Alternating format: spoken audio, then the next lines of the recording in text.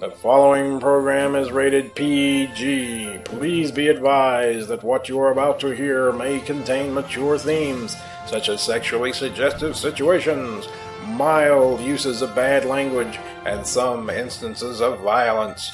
Parental guidance is suggested. This is a presentation from Dream Realm Enterprises, where dreams are our reality. Dream Realm Enterprises, in association with the 4077th and All Better Audio, presents William Wilson by Edgar Allan Poe.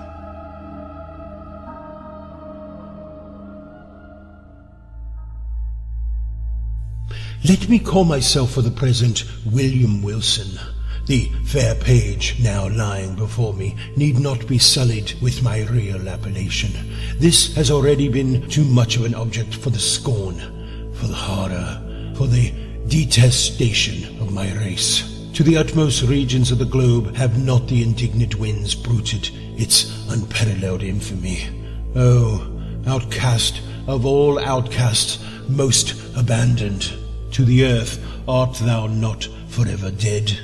To its honors, to its flowers, to its golden aspirations, and a cloud, dense, dismal, and limitless, does it not hang eternally between thy hopes and heaven? I would not, if I could, here or today, embody a record of my later years of unspeakable misery and unpardonable crime. This epoch, these later years, took unto themselves a sudden elevation in turpitude, whose origin alone it is my present purpose to assign. Men usually grow base by degrees. From me, in an instant, all virtue dropped bodily as a mantle. From comparatively trivial wickedness I passed, with the stride of a giant, into more than the enormities of an Elagabalus. What chance, what one event brought this evil thing to pass? Bear with me while I relate. Death approaches, and the shadow which foreruns him has thrown a softening influence over my spirit. I long, in passing through the dim valley, for the sympathy, I had nearly said, for the pity of my fellow men. I would fain have them believe that I have been, in some measure, the slave of circumstances beyond human control. I would wish them to seek out for me, in the details I am about to give, some little oasis of fatality amid a wilderness of error. I would have them allow what they cannot refrain from allowing, that although temptation may have erewhile existed as great, man was never thus, at least tempted before, certainly never thus fell. And is it therefore that he has never thus suffered? Have I not indeed been living in a dream? And am I not now dying a victim to the horror and the mystery of the wildest of all sublunary visions? I am the descendant of a race whose imaginative and easily excitable temperament has at all times rendered them remarkable, and in my earliest infancy I gave evidence of having fully inherited the family character. As I advanced in age, it was more strongly developed, becoming, for many reasons, a cause of serious disquietude to my friends and of positive injury to myself. I grew self-willed, addicted to the wildest caprices, and a prey to the most ungovernable passions. Weak-minded and beset with constitutional infirmities akin to my own, my parents could do but little to check the evil propensities which distinguished me. Some feeble and ill-directed efforts resulted in complete failure on their part, and, of course, in total triumph on mine. Henceforward, my voice was a household law, and at an age when few children had abandoned their leading strings, I was left to the guidance of my own will, and became, in all but name, the master of my own actions. My earliest recollections of a school life are connected with a large, rambling Elizabethan house in a misty-looking village of England, where were a vast number of gigantic and gnarled trees, and where all the houses were excessively ancient. In truth, it was a dreamlike and spirit-soothing place, that venerable old town. At this moment in fancy, I feel the refreshing chillness of its deeply shadowed avenues, inhale the fragrance of its 1,000 shrubberies, and thrill anew with undefinable delight at the deep hollow note of the church bell breaking each hour with sullen and sudden roar upon the stillness of the dusky atmosphere in which the fretted Gothic steeple lay embedded and asleep.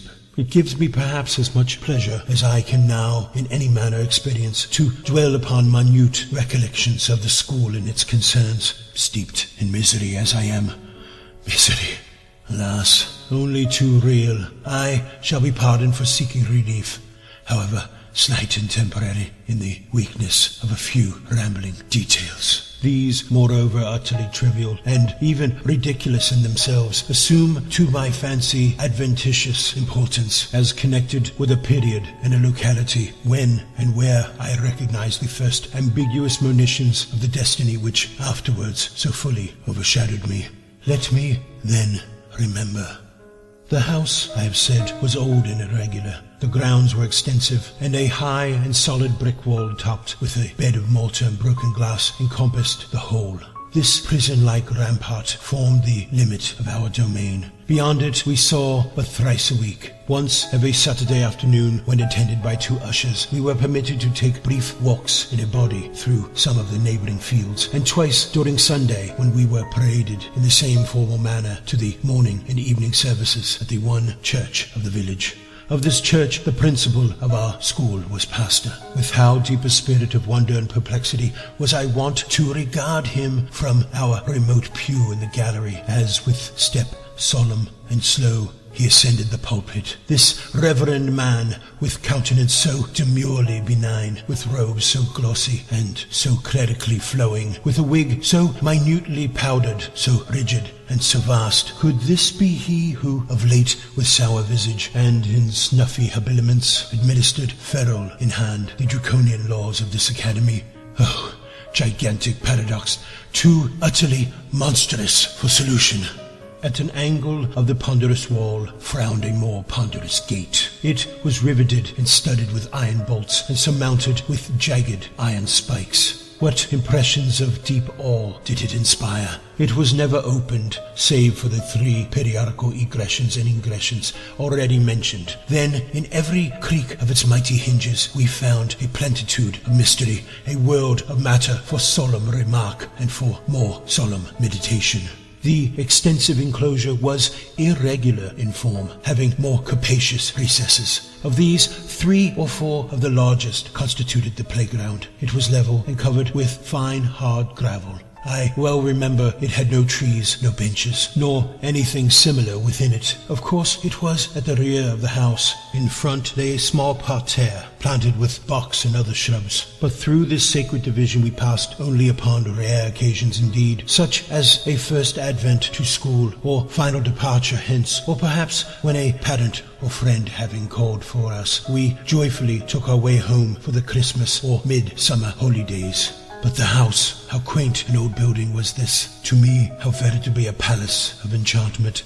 There was really no end to its windings, to its incomprehensible subdivisions. It was difficult, at any given time, to say with certainty upon which of its 2 stories one happened to be. From each room to each other there were sure to be found 3 or 4 steps either in ascent or descent. Then the lateral branches were innumerable, inconceivable, and so returning in upon themselves that most exact ideas in regard to the whole mansion were not very far different from those with which we pondered upon infinity.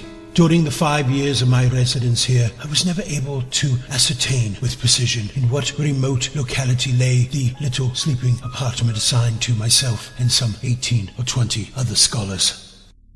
The schoolroom was the largest in the house, I could not help thinking, in the world.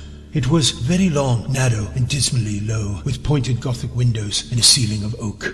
In a remote and terror-inspiring angle was a square enclosure of 8 or 10 feet, comprising the sanctum, during hours, of our principal, the Reverend Dr. Bransby. It was a solid structure with massy door, sooner than open, which, in the presence of the Dominic, we would have all willingly perished by the peine forte deux.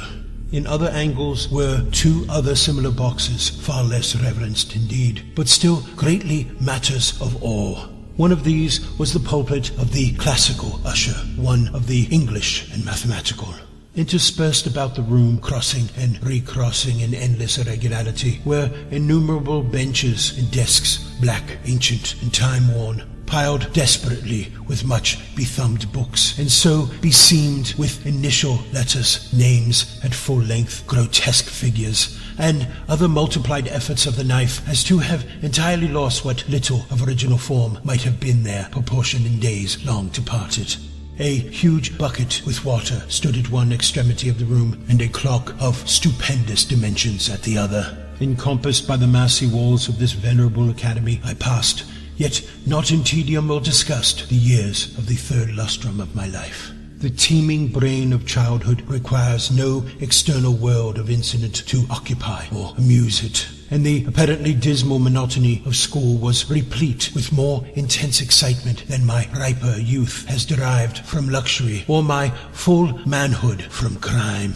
Yet I must believe that my first mental development had in it much of the uncommon, even much of the outre.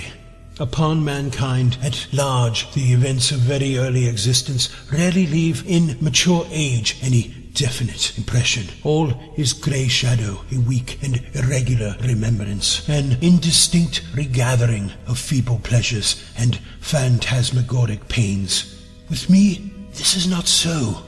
In childhood, I must have felt with the energy of a man what I now find stamped upon memory in lines as vivid, as deep, and as durable as the exergs of the Carthaginian medals.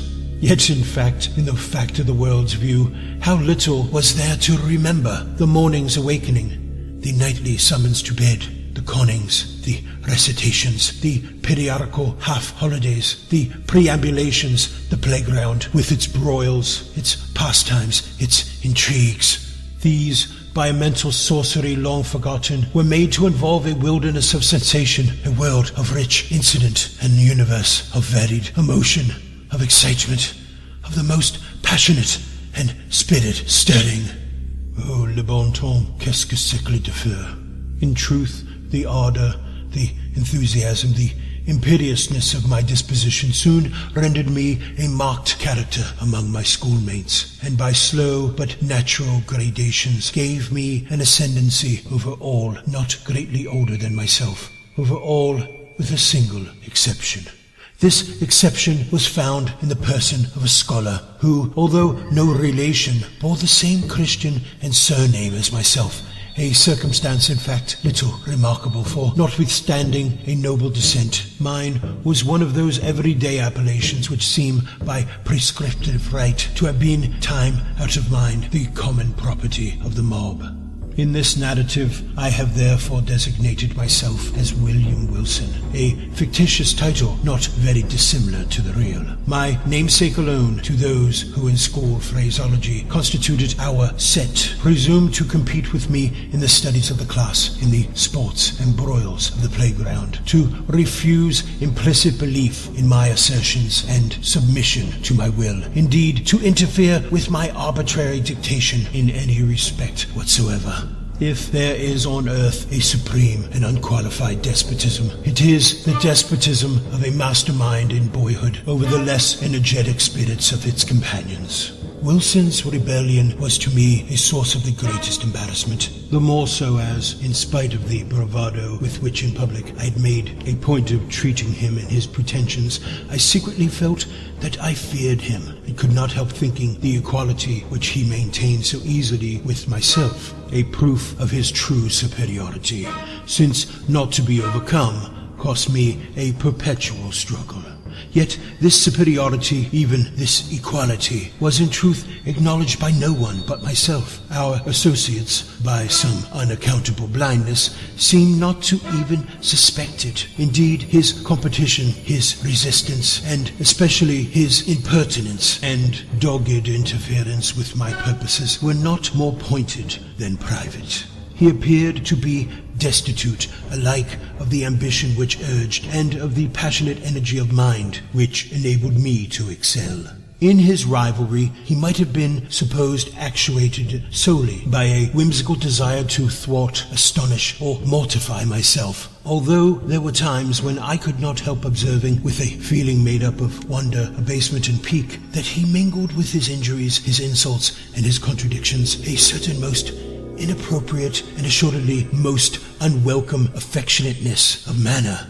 I could only conceive this singular behavior to arise from a consummate self-conceit, assuming the vulgar airs of patronage and protection. Perhaps it was this later trait in Wilson's conduct, conjoined with our identity of name and the mere accident of our having entered the school upon the same day, which set afloat the notion that we were brothers among the senior classes in the academy. These do not usually inquire with much strictness into the affairs of their juniors. I have before said, or should have said, that Wilson was not in the most remote degree connected with my family.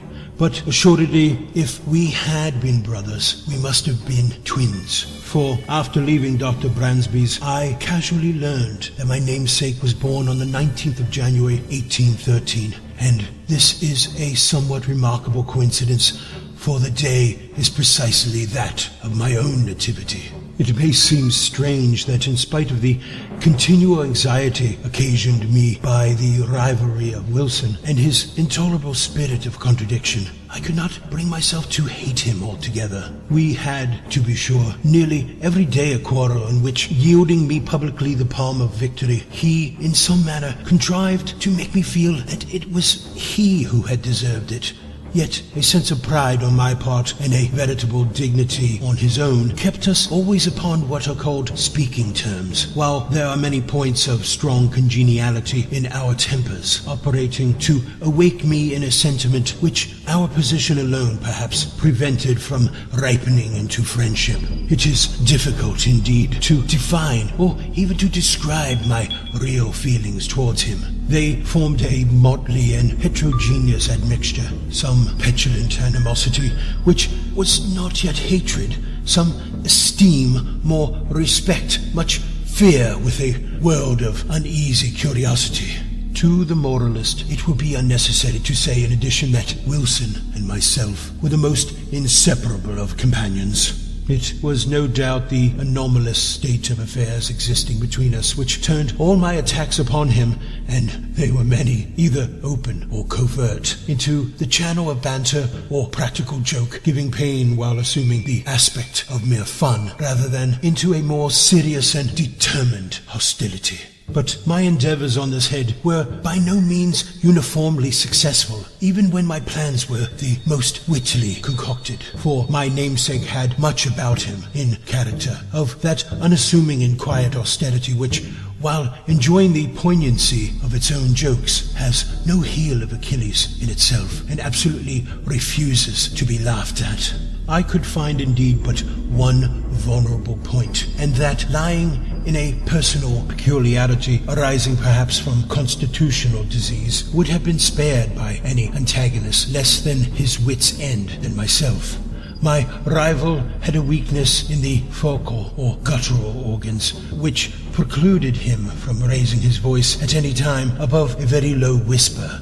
Of this defect I did not fail to take what poor advantage lay in my power. Wilson's retaliations in kind were many, and there was one form of his practical wit that disturbed me beyond measure. How his sagacity first discovered at all that so petty a thing would vex me is a question I never could solve, but having discovered, he habitually practiced the annoyance. I had always felt aversion to my uncourtly patronymic and its very common if not plebeian praenomen. The words were venom in my ears, and when, upon the day of my arrival, a second William Wilson came also to the academy, I felt angry with him for bearing the name, and doubly disgusted with the name because a stranger bore it, who would be the cause of its twofold repetition, who would be constantly in my presence, and whose concerns in the ordinary routine of the school business, but inevitably on account of the detestable coincidence, be often confounded with my own.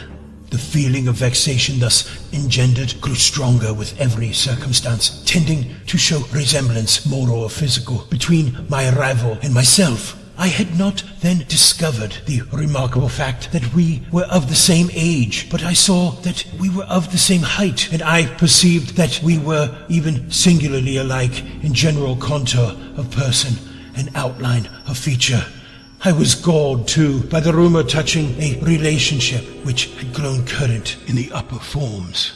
In a word, nothing could more seriously disturb me, although I scrupulously concealed such disturbance, than any allusion to a similarity of mind, person, or condition existing between us. But in truth, I had no reason to believe that, with the exception of the matter of relationship, and in the case of Wilson himself, this similarity had ever been made a subject of comment, or even observed at all by our schoolfellows. That he observed it in all its bearings, and as fixedly as I, was apparent, but that he could discover in such circumstances so fruitful a field of annoyance can only be attributed, as I said before, to his more than ordinary penetration. His cue, which was to perfect an imitation of myself, lay both in words and in actions, and most admiredly did he play his part. My dress, it was an easy matter to copy. My gait and general manner were without difficulty appropriated. In spite of his constitutional defect, even my voice did not escape him. My louder tones were, of course, unattempted, but then the key, it was identical, and his singular whisper, it grew the very echo of my own. How greatly this most exquisite portraiture harassed me, for it could not justly be termed a caricature. I will not now venture to describe. I had but one consolation in the fact that the imitation apparently was noticed by myself alone, and that I had to endure only the knowing and strangely sarcastic smiles of my namesake himself. Satisfied with having produced in my own bosom the intended effect, he seemed to chuckle in secret over the sting he had inflicted, and was characteristically disregardful of the public applause which the success of his witty endeavours might have so easily elicited. That the school, indeed, did not feel his design, perceive its accomplishment, and participate in his sneer was for many anxious months a riddle I could not resolve. Perhaps the graduation of his copy rendered it so readily perceptible, or more possibly I owe my security to the master air of the copyist, who disdained the letter, which in a painting is all the obtuse can see, gave but the full spirit of his original for my individual contemplation and chagrin. I have already more than once spoken of the disgusting air of patronage which he assumed toward me, and of his frequent officious interference within my will. This interference often took the ungracious character of advice not openly given, but hinted or insinuated. I received it with a repugnance which gained strength as I grew in years. Yet in this distant day, let me do him the simple justice to acknowledge that I can recall no occasion when the suggestions of my rival were on the side of those errors or follies so usual to his immature age and seeming inexperience, that his moral sense, at least, if not his general talents and worldly wisdom, was far keener than my own, and that I might today have been a better and thus a happier man, had I less frequently rejected the counsels embodied in those meaning whispers, which I then too cordially hated and too bitterly despised. As it was, I at length grew restive in the extreme under his distasteful supervision, and daily resented more and more openly what I considered his intolerable arrogance. I have said that in the first years of our connection as schoolmates, my feelings in regard to him might have been easily ripened into friendship, but in the later months of my residence at the academy, although the intrusion of his ordinary manner had beyond doubt in some measure abated my sentiments in nearly similar proportion, partook very much of positive hatred. Upon one occasion he saw this, I think, and afterwards avoided or made a show of avoiding me. It was about this same period, if I remember aright, that in an altercation of violence with him, in which he was more than usually thrown off his guard and spoke and acted in an openness of demeanor rather foreign to his nature, I discovered, or fancied I discovered, in his accent, his air, and general appearance, a something which first startled, then deeply interested me by bringing to mind dim visions of my earliest infancy, wild, confused, and thronging memories of a time when memory herself was yet unborn. I cannot better describe the sensation which oppressed me than by saying that I could with difficulty shake off the belief of my having been acquainted with the being who stood before me at some epoch very long ago, some point in the past, even indefinitely remote. The delusion, however, faded rapidly as it came, and I mention it all but to define the day of the last conversation I held with my singular namesake. The huge old house and its countless subdivisions had several large chambers communicating with each other, where slept the great number of the students. There were, however, as much necessarily happens in a building so awkwardly planned, many little nooks or recesses, the odds and ends of a structure, and these the economic ingenuity of Dr. Bransby had also fitted up as dormitories. Although being the merest closets, they were capable of accommodating but a single individual. One of these apartments was occupied by Wilson.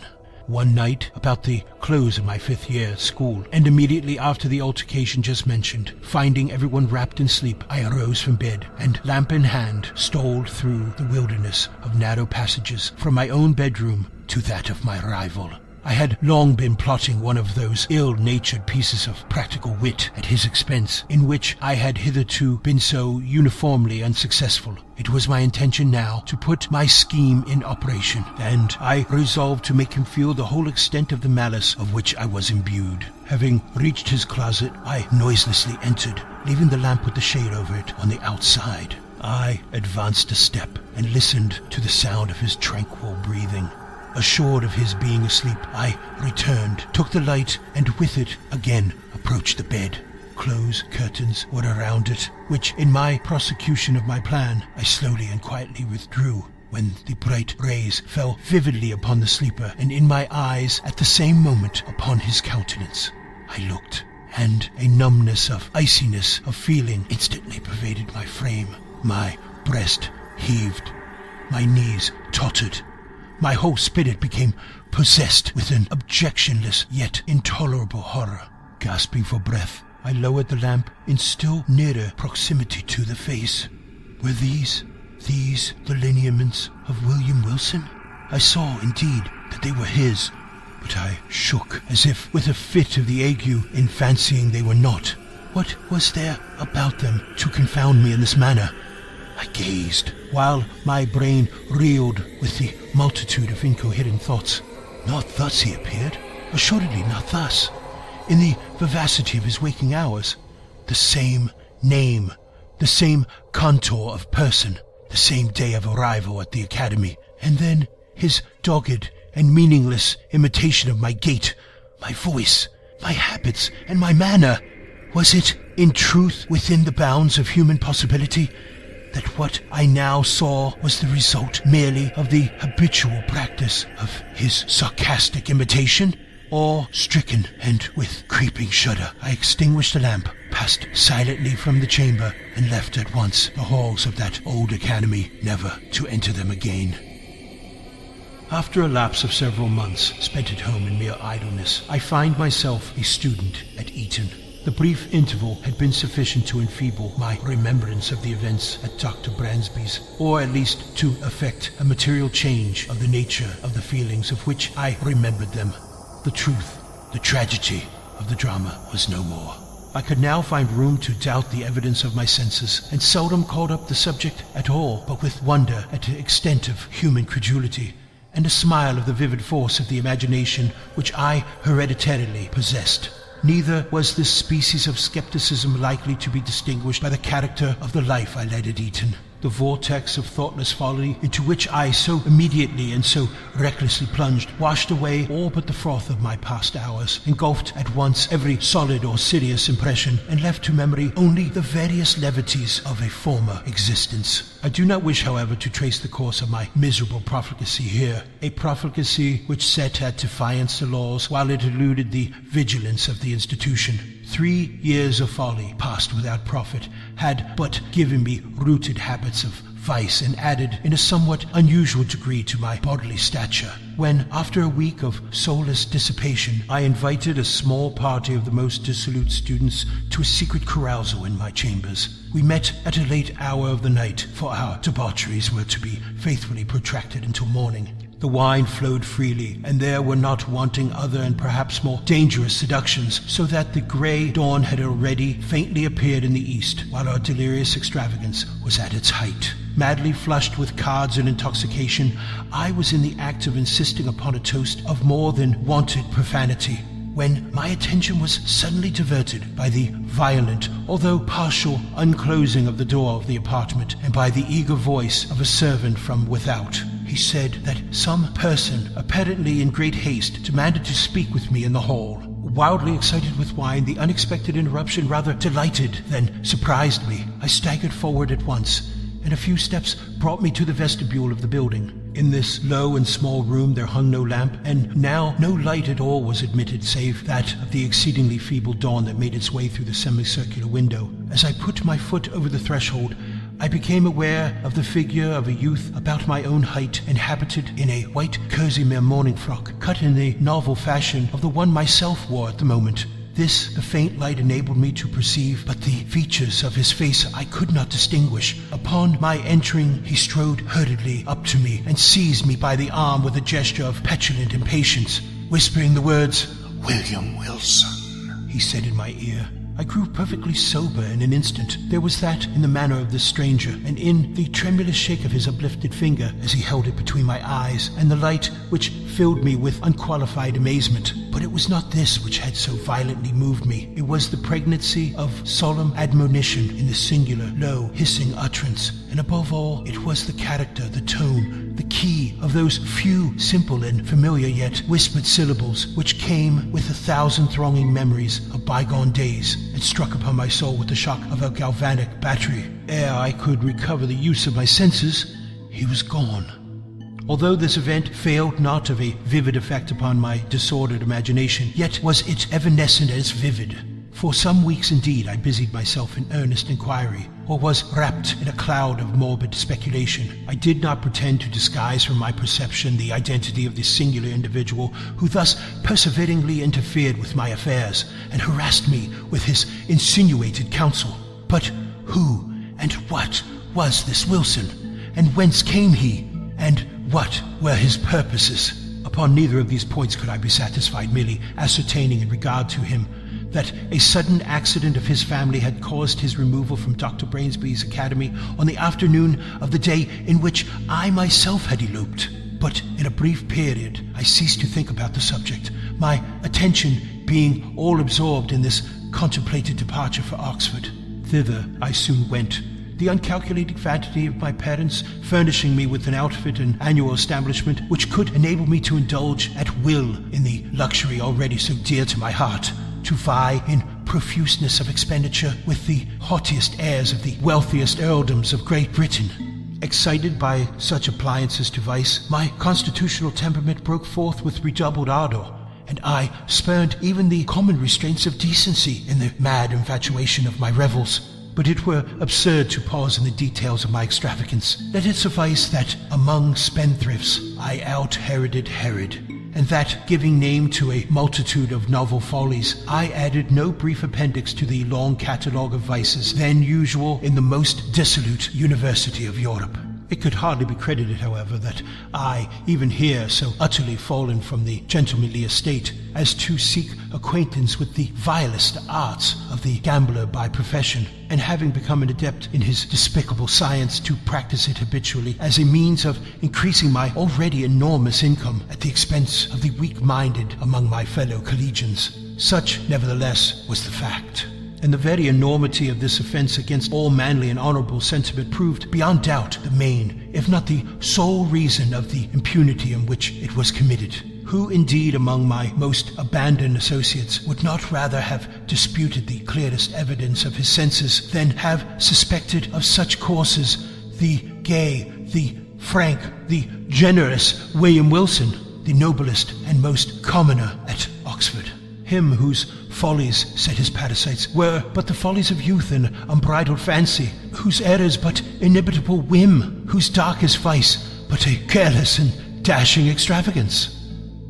It had been now 2 years successfully busied in this way when there came to the university a young parvenu nobleman, Glendinning, rich, said report, as Herodes Atticus, his riches too as easily acquired. I soon found him of weak intellect, and of course marked him as a fitting subject for my skill. I frequently engaged him in play, and contrived with the gambler's usual art to let him win considerable sums, the more effectually to entangle him in my snares. At length, my schemes being ripe, I met with him, with the full intention of this meeting being the final and decisive, at the chambers of a fellow commoner, Mr. Preston, equally intimate with both, but who, to do him justice, entertained not even the remote suspicion of my design. To give this a better colouring, I had contrived to have assembled a party of some 8 or 10, and was solicitously careful that the introduction of the cards should appear accidental and originate in the proposal of my contemplated dupe himself. To be brief upon a vile topic, none of the low finesse was omitted, so customary upon similar occasions that it was a just matter for wonder how any are still found so besotted to fall its victim. We had protracted our sitting far into the night, and I had at length effected the manoeuvre of getting Glendinning as my sole antagonist. The game, too, was my favourite, écarté. The rest of the company, interested in the extent of our play, had abandoned their own cards, and were sitting around us as spectators. The parvenu, who had been induced by my artifices in the early part of the evening to drink deeply, now shuffled, dealt, or played with a wild nervousness of a manner of which his intoxication, I thought, might partially, but could not altogether account. In a very short period he had become my debtor to a large amount, when, having taken a long draught of port, he did precisely what I had been coolly anticipating. He proposed to double our already extravagant stakes. With a well-feigned show of reluctance, and not until my repeated refusal had seduced him into some angry words which gave a colour of pique to my compliance, did I finally comply. The result, of course, did but prove how entirely the prey was in my toils. In less than an hour he had quadrupled his debt. For some time his countenance had been losing the florid tinge lent to it by the wine, but now, to my astonishment, I perceived that it had grown to a pallor truly fearful. I say, to my astonishment, Glendinning had been represented to my eager inquiries as immeasurably wealthy, and the sums which he had yet lost, although in themselves vast, could not, I supposed, very seriously annoy, much less so violently affect him. That he was overcome by the wine just swallowed was the idea which most readily presented itself, and rather with a view to the preservation of my own character in the eyes of my associates, than from a less interested motive. I was about to insist peremptorily upon a discontinuance of the game, when some expressions at my elbow from among the company, and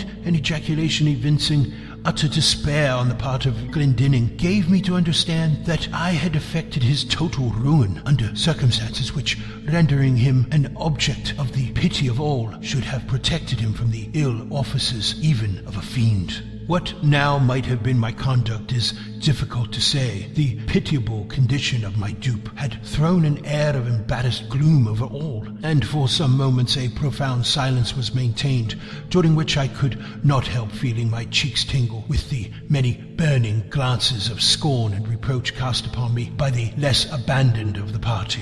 I will even own that an intolerable weight of anxiety was for a brief instant lifted from my bosom by the sudden and extraordinary interruption which ensued. The wide, heavy folding doors of the apartment were all at once thrown open to their full extent, with a vigorous and rushing impetuosity that extinguished as if by magic every candle in the room. Their light, in dying, enabled us just to perceive that a stranger had entered, about my own height and closely muffled in a cloak. The darkness, however, was now total, and we could only feel that he was standing in our midst. Before any one of us could recover from the extreme astonishment into which this rudeness has thrown all, we heard the voice of the intruder.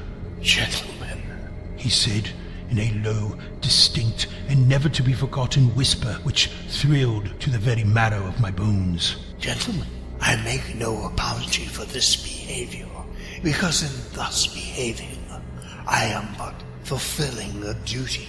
You are, beyond doubt, uninformed of the true character of the person who has tonight won at écarté a large sum of money from Lord Glendinning. I will therefore put you upon an expeditious and decisive plan of obtaining this very necessary information. Please to examine at your leisure the inner linings of the cuff of his left sleeve and the several little packages which may be found in the somewhat capacious pockets of his embroidered morning wrapper." While he spoke, so profound was the stillness that one might have heard a pin drop upon the floor. In ceasing, he departed at once, and as abruptly as he had entered. Shall I describe my sensations? Must I say that I felt all the horrors of the damned? Most assuredly, I had little time given for reflection. Many hands roughly seized me upon the spot, and lights were immediately re-procured. A search ensued. In the lining of my sleeve were found all of the court cards essential in écarté, and in the pockets of my wrapper a number of packs, facsimiles of those used at our sittings, with the single exception that mine were of the species called technically rondes, the honours being slightly convex at the ends, and the lower cards slightly convex at the sides. In this disposition, the dupe who cuts, as customary, at the length of the pack will invariably find that he cuts his antagonist an honour, while the gambler, cutting at the breath, will as certainly cut nothing for his victim, which may count in the records of the game. A burst of indignation upon this discovery would have affected me less than the silent contempt or the sarcastic composure with which it was received. "Mr. Wilson," said our host, stooping to remove from beneath his feet an exceedingly luxurious cloak of rare furs. "Mr. Wilson, this is your property." The weather was cold, and upon quitting my own room, I had thrown a cloak over my dressing wrapper, putting it off upon reaching the scene of play. "I presume it is supererogatory to seek here," he said, eyeing the folds of the garment with a bitter smile, "for any further evidence of your skill. Indeed, we have had enough. You will see the necessity, I hope, of quitting Oxford. At all events, of quitting instantly my chambers." Abased, humbled to the dust as I then was, it was probable that I should have resented this galling language by immediate personal violence, had not my whole attention been at the moment arrested by the fact of the most startling character. The cloak which I had worn was of a rare description of fur. How rare? How extravagantly costly? I shall not venture to say. Its fashion, too, was of my own fantastic invention, for I was fastidious in an absurd degree of coxcombry in matters of this frivolous nature. When, therefore, Mr. Preston reached me that which he had picked up upon the floor and near the folding doors of the apartment, it was with an astonishment nearly bordering upon terror that I perceived my own already hanging on my arm, where I had no doubt unwittingly placed it, and the one presented to me was but its exact counterpart in even the minutest possible particular. The singular being who had so disastrously exposed me had been muffled, I remembered, in a cloak, and none had been worn by any of the other members of the party, with the exception of myself. Retaining some presence of mind, I took the one offered to me by Preston, placed it unnoticed over my own, left the apartment with a resolute scowl of defiance, and next morning ere dawn of day commenced a harried journey from Oxford to the continent in a perfect agony of horror and of shame. I fled in vain, The evil destiny pursued me as if in exaltation, and proved indeed that the exercise of its mysterious dominion had as yet only begun. Scarcely had I set foot in Paris as I had fresh evidence of the detestable interest taken by this Wilson in my concerns. Years flew while I experienced no relief. Villain! At Rome, with how untimely yet how spectral an officiousness stepped he in between me and my ambition. At Vienna too, at Berlin, and at Moscow, where in truth had I not but a cause to curse him within my heart. From his inscrutable tyranny did I at length flee, panic-stricken as from a pestilence, and to the very ends of the earth I fled in vain. And again, in secret communion with my own spirit, would I demand the questions: who is he? Whence he came? And what are his objects? But no answer was there found. And then I scrutinized with a minute scrutiny the forms and the methods and the leading traits of his impertinent supervision. But even here there was very little upon which to base a conjecture. It was noticeable indeed that in no one of the multiplied instances in which he had of late crossed my path had he so crossed it except to frustrate those schemes or to disturb those actions which, if fully carried out, might have resulted in bitter mischief. Poor justification this, in truth, for an authority so imperiously assumed. Poor indemnity for natural rights of self-agency so pertinaciously, so insultingly denied.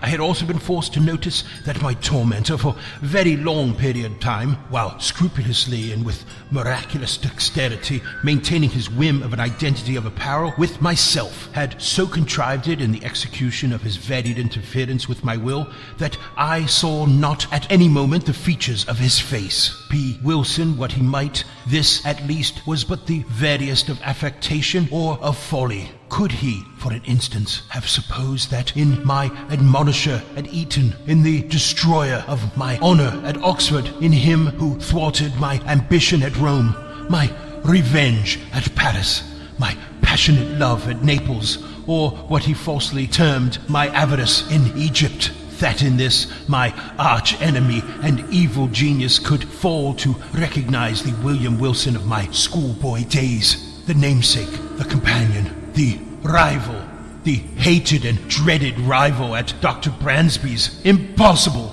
But let me hasten to the last eventful scene of this drama.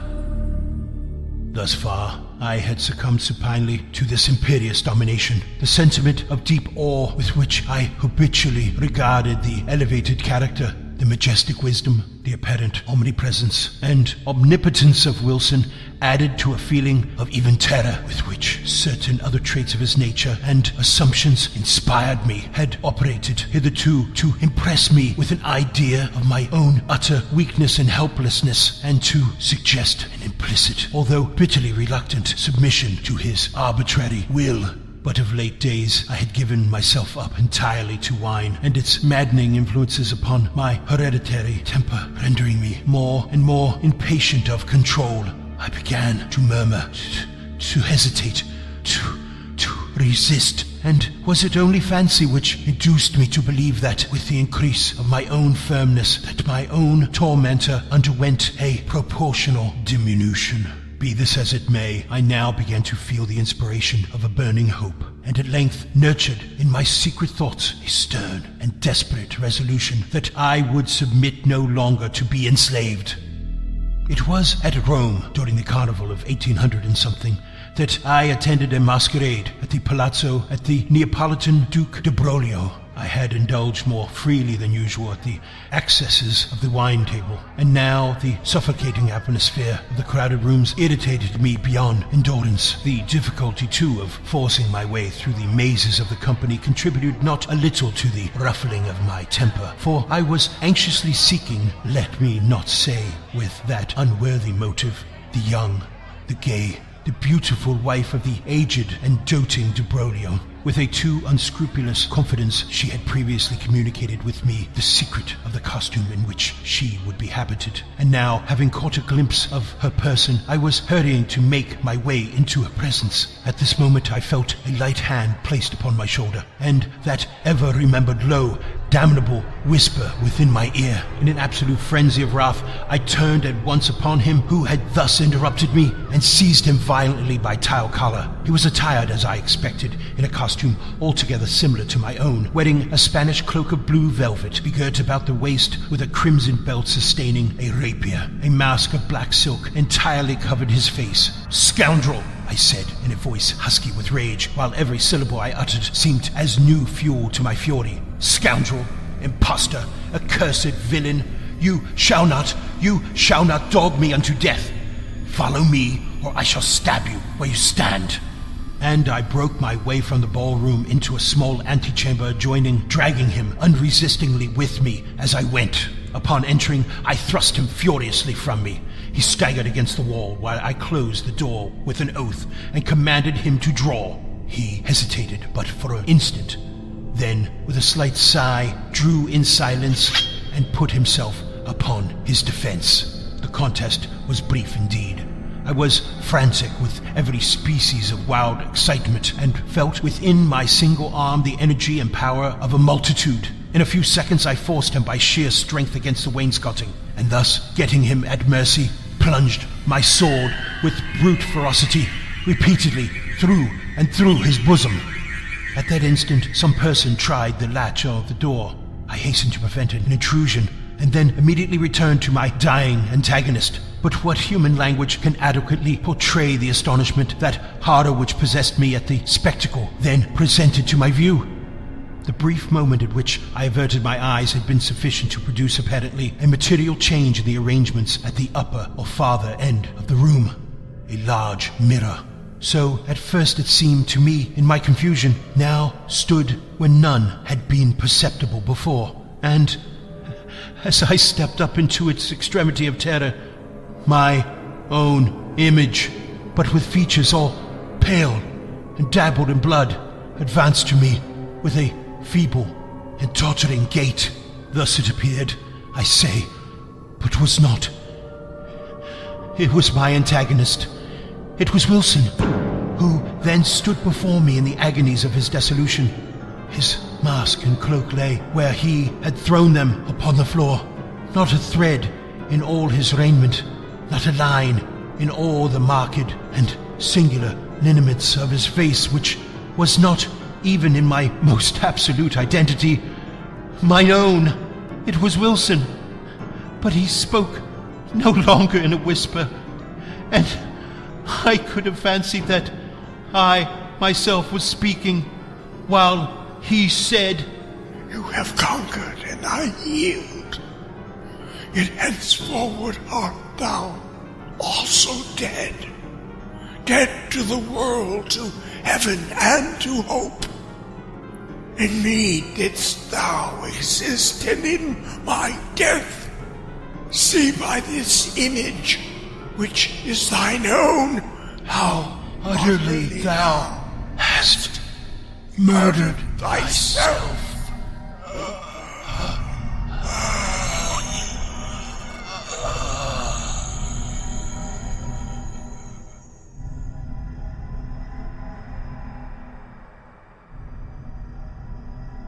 You have been listening to Showcase, William Wilson, which was written by Edgar Allan Poe, adapted to audio by Viktor Aurelius, and which starred Viktor Aurelius as William Wilson, Jeff Niles as Wilson, and Jeff Niles as the host.